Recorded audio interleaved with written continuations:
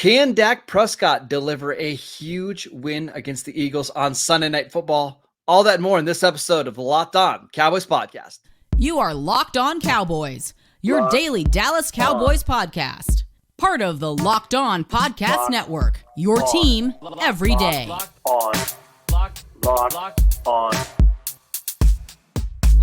Cowboys. Locked On Cowboys. Welcome back to the Locked On Cowboys podcast, part of the Locked On Podcast Network, your team every day. We'd like to thank you for making us your first listen of the day. This episode is brought to you by DoorDash. Right before we jumped on the show, I placed my very own DoorDash order to get my favorite local coffee just a couple minutes away here at Barista Roast.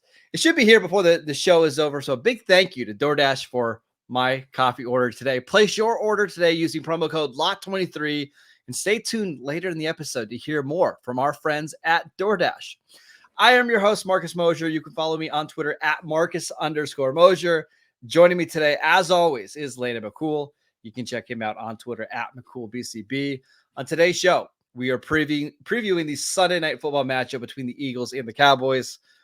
Landon, let's start with this. Do you believe that Dak Prescott will and can deliver the Cowboys a big win in Week 14 and easily their biggest game of the season? No. Bye, guys. We'll have a good show. We'll see you later. Yes, absolutely. I mean, look, he has been playing at an MVP level. I think there's a lot of things to feel positive about this game. And to be honest, I mean, the way Dak has been playing, the way this offense overall has been playing these last few weeks, the fact that Cowboys are on 10 days rest, the fact that the Eagles, offense and defense obviously just played a very physical game against a tough San Francisco team. So I think there is plenty of opportunity for the Cowboys to kind of put their best foot forward here. They're playing their best football right now, especially specifically Dak Prescott. I not only hope, I expect Dak to come in here and have a really big game against a huge opponent. In what is obviously the biggest game of the year of the week, right? I mean, it seems like every week we've got one of these, but this one really feels like it's about as consequential a game as the Cowboys are going to face in the regular season this year. Yeah, let's talk about why this game matters so much for the Cowboys. If they were to win, they would be tied for first place in the NFC East going into the final, 4 games of the season. They would still have a chance to be the number 1 seed. Now they would have to probably win out and they would need the Eagles to slip up elsewhere, but at least you give yourself a chance at that home field advantage throughout the playoffs. If you lose, Landon, all of a sudden we're going to have 4 pretty meaningless football games the rest of the way. And this is going to be the weird part about it is if the Cowboys were to lose this game, the division for all intents and purposes would be over.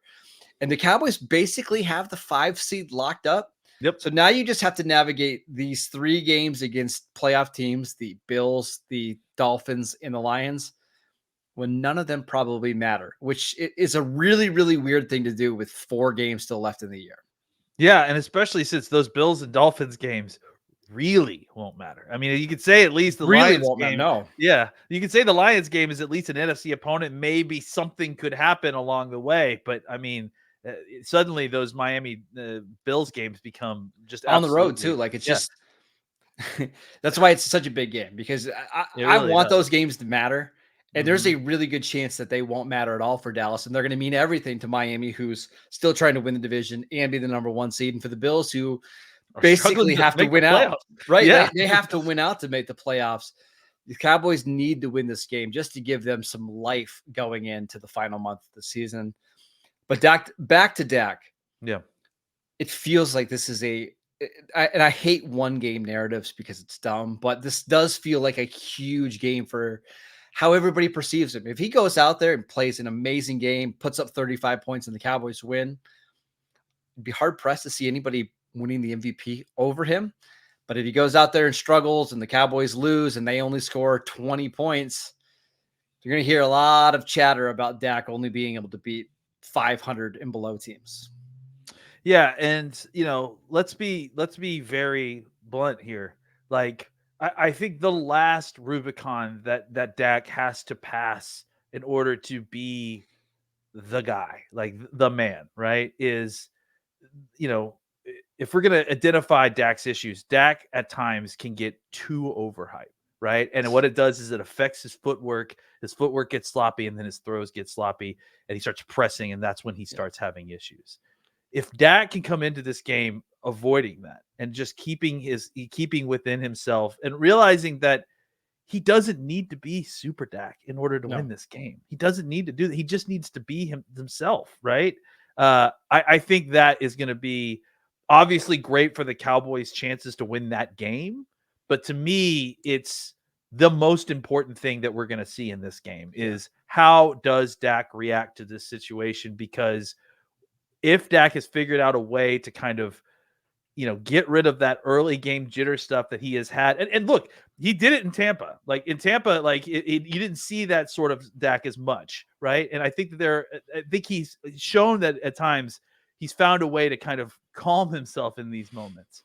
But it has been a problem in the past. And so that's something that, is going to be an important part of this game. But I also think is, something that is the last kind of, self-imposed weakness that Dak needs to overcome in order to kind of take this game to the next level, his game to the next level, and then put us in a spot where we can actually make a playoff run.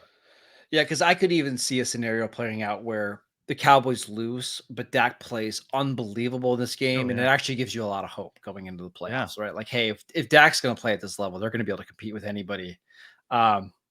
I have a theory from one of my friends that I watch the Cowboys games with that I'm hesitant to even share about Dak, but I'm going to do it anyways. He always judges Dak off of how sweaty he is, like going into the first play of the game.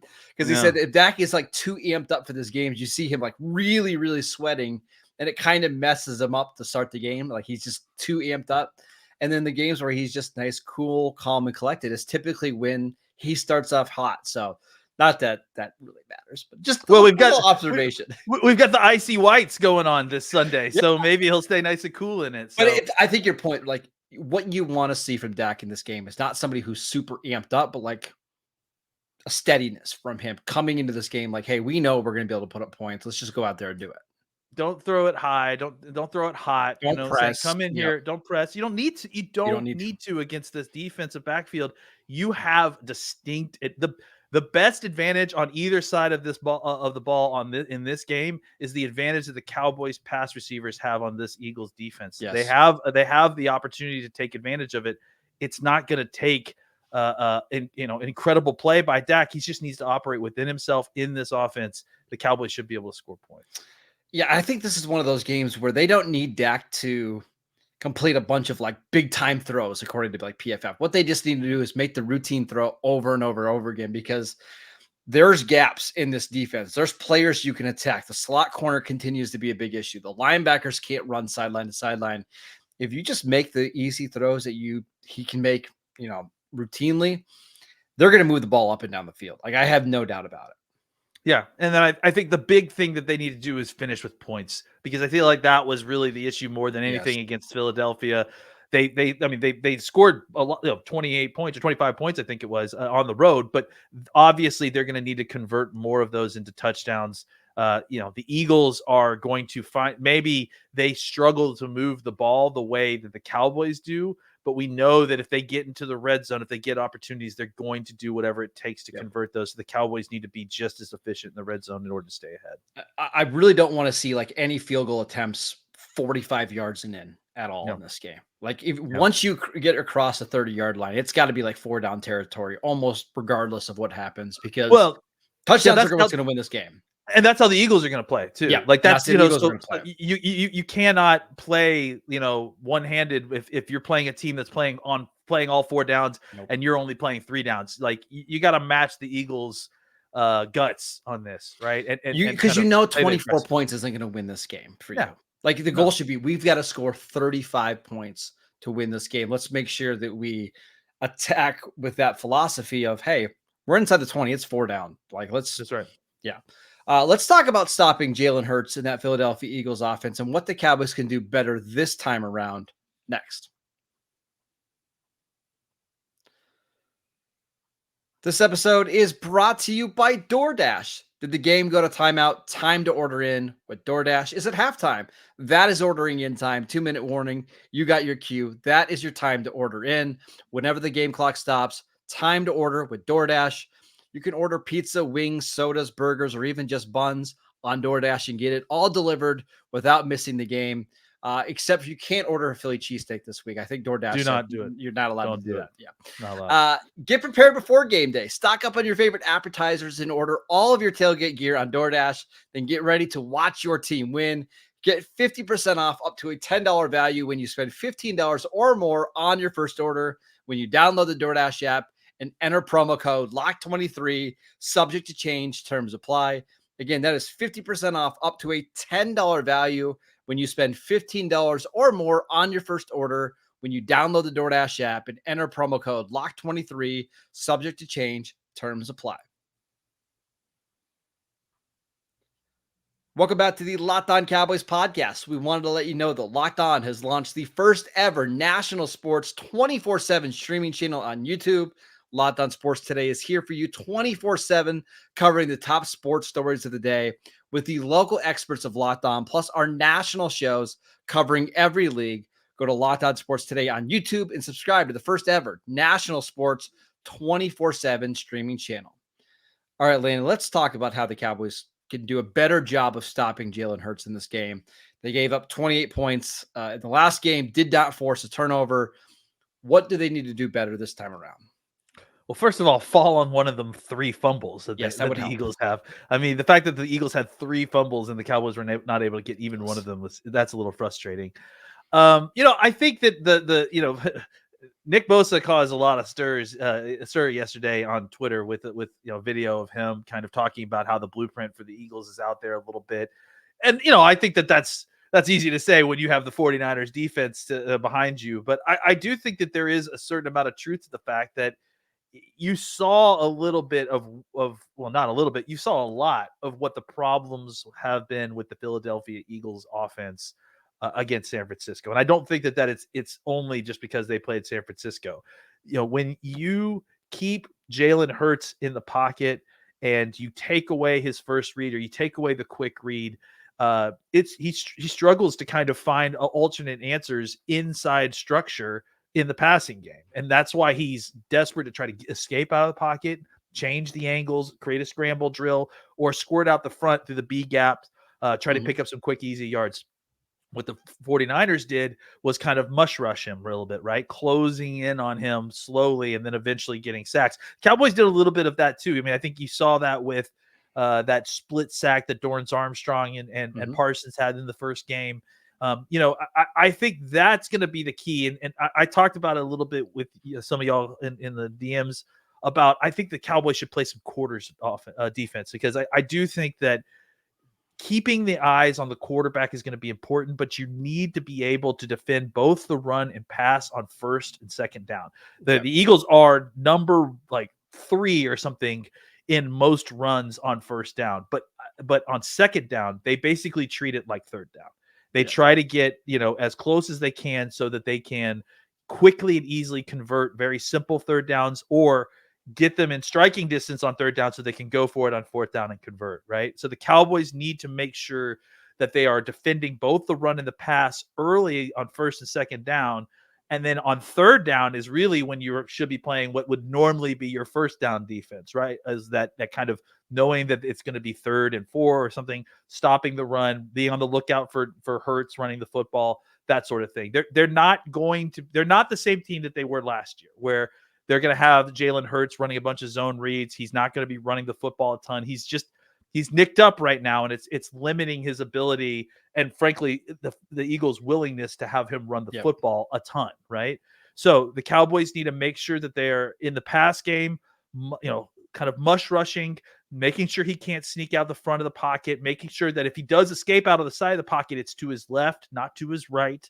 And then just, playing with eyes on the quarterback. I think that's going to be a big thing here, because, just from what we've seen, if you could take away the first few reads in the passing game, take away the timing of it, Jalen starts to get uncomfortable with what he's seeing. He doesn't quite have the quickness that he did when he's healthy. And that little, dulling of that edge is enough for the Cowboys to be able to take advantage in certain situations. Yeah, and if you listen to our Locked On crossover show with Gino Camilleri, he talked about how this offense is pretty basic. There's not a lot of mesh stuff. There's not a lot of pre-snap motion. It's pretty much go out there, run your route, and get open. So what I don't want to see happen is Dan Quinn be too aggressive. And you and I talked about this on on Wednesday's show. 4-man rushes, 5-man rushes with one guy maybe standing at the line of scrimmage just to kind of be a spy so Hurts can't step up. They got kind of gashed when they would run some of these stunts or where they would blitz and Hurts could get rid of the ball and let A.J. Brown make plays after the catch. You've got to stay disciplined and make Philadelphia move the ball down the field in little gains, right? Make tackles, rally to the football. It's just so hard. It's going to be hard for Dan Quinn to not be aggressive because he just defaults to sending 6 and 7 guys and using stunts at an absurd rate. I am curious to see, do the Cowboys play it more straight up? And if they do the Eagles have an answer after but definitely struggling with that last week against the 49ers? Yeah. I mean, I think, it's easy for all of us to kind of point to Hurts because what we saw was, Hurts standing in a very, very clean pocket for 3+ seconds and then not being able to throw the football. But to me, I read that as a failure at the wide receiver position, right? Yes, guys just aren't getting open. I think A.J. Brown hurt himself in this last game and didn't seem the same after that. I don't know if that's recovered, if it was just a nick up, but I think that caused problems with kind of just that little, lack of athleticism, that little, bruising. It was enough that he couldn't consistently separate the way he does when he's healthy. And without A.J. Brown doing that, you didn't see the other folks in that wide receiver core, finding a bunch of open room. Obviously you did see, some of that working at times, but not on a consistent basis. And maybe even if it was open at times, I think that Hurts is struggling to find those guys when he's inside the pocket because he's not tall. Yeah, he's not tall, and he's struggling to look over the line. And I think so. You look at the passing chart for where Hurts threw the ball against the Cowboys last time, and I think he only made one pass in the middle of the field. Yeah. So the Cowboys need to make sure that they can, cover along the sideline, prevent the deep plays, and keep it all in front of them. Hurts really struggles in the pocket and in those kind of intermediate to short throws. I mean, not short throws, but intermediate level throws. If you force him to make those throws to drive the length of the field, eventually he'll make a mistake. Another reason why the Cowboys might not want to be too aggressive in this game is that the Eagles are known for their screen game. And with Jalen Hurts not really being able to run as much as we're used to him seeing, they've relied more on running back screens and tight end screens. And in the past, Dan Quinn's aggressiveness has kind of got them hurt, right? Because you've got guys stunning and all of a sudden you've got 3 offensive linemen out in the field that are being, nobody's in their way. Play a more straight up game. And I've got a feeling that the Cowboys can have some success. How many times did we see the Cowboys get into positive situations like 3rd and 15s or 3rd and 12s or 3rd and 10s, really? And the Eagles ran a screen play, and suddenly now it's 4th and 1, and now they're converting it. It's like, so the Cowboys have to be wary of that. When you get yourself into a positive script, know that they're not necessarily, they won't attack that the way the Cowboys attack that. No, right? The Cowboys attack that by, here's a 16-yard pass to Ferguson for, right at the They stick. just want to get themselves in a position where they can go for it on 4th down or 3rd down. Right. So if you eliminate that opportunity, if you actually keep that screen to 4-yard gain as opposed to a 12-yard gain, suddenly 4th and 8 is a lot less palatable to go for it than 4th and 2 or 4th and 3. And then I think that's where you start seeing the Eagles punt a little bit more. All right, let's make our predictions for this huge NFC East matchup in Week 14. We will get to that next. This episode is brought to you by PrizePicks. PrizePicks is the largest daily fantasy sports platform in North America. It is the easiest and most exciting way to play DFS because it's just you against the numbers. Instead of battling thousands of other players, including pros and sharks, all you have to do is pick more than or less than on 2 to 6 player stat projections and watch the winnings roll in. PrizePicks is the most fun I've had playing DFS because I love how many different players and how many different stat projections that you can choose from.